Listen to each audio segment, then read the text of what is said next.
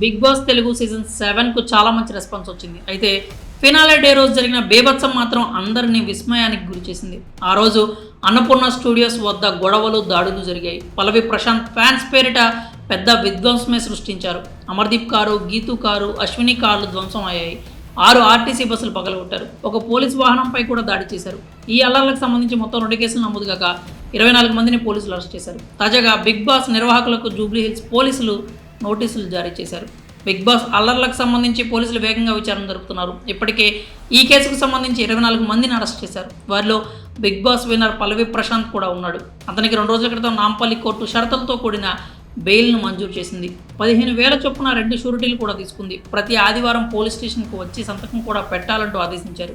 ఈ కేసులో ప్రశాంత్ అరెస్ట్ అయిన తర్వాత బిగ్ బాస్ యాజమాన్యం వైపు చాలా మంది వెళ్లి చూపించారు. ఈ షోను రన్ చేస్తున్న వారిపై కూడా కేసులు పెట్టాలంటూ, అసలు ఆ షోని బ్యాన్ చేయాలంటూ డిమాండ్లు పెరిగిపోయాయి. తాజాగా జూబ్లీ హిల్స్ పోలీసులు ఈ అల్లర్లకు సంబంధించి బిగ్ బాస్ యాజమాన్యానికి నోటీసులు జారీ చేశారు. ఆ గొడవలకు సంబంధించి వారిని వివరణ కోరారు. ఫినాలేకి అంతమంది ఫ్యాన్స్ వస్తారని తెలిసినప్పుడు ఎందుకు ముందే ఇంటిమేట్ చేయలేదని ప్రశ్నించారు. అంతేకాకుండా అంతమంది గుమిగూడి ఉంటారని తెలిసినప్పుడు ఎందుకు తగిన ఏర్పాట్లు చేయలేదంటూ కూడా ప్రశ్నించారు. నోటీసులకు సంబంధించి బిగ్ బాస్ యాజమాన్యం ఏ విధంగా స్పందిస్తుందో వేచి చూడాలి. ఇక ఈ కేసులకు సంబంధించి ఇప్పటికీ నెట్టింట రచ్చ జరుగుతూనే ఉంది.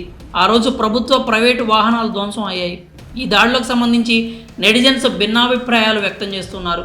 కొందరు ఈ దాడులకు పల్లవి ప్రశాంత్ కారణం అంటుంటే, ఇంకొందరు మాత్రం ఫ్యాన్స్ పేరుతో కొందరు సైకోలు ఈ దాడులు చేశారంటున్నారు. ఏది ఏమైనా కూడా ఫ్యానిజం పేరిట ఇలాంటి దాడులు చేయడం కరెక్ట్ కాదంటూ వారిస్తున్నారు.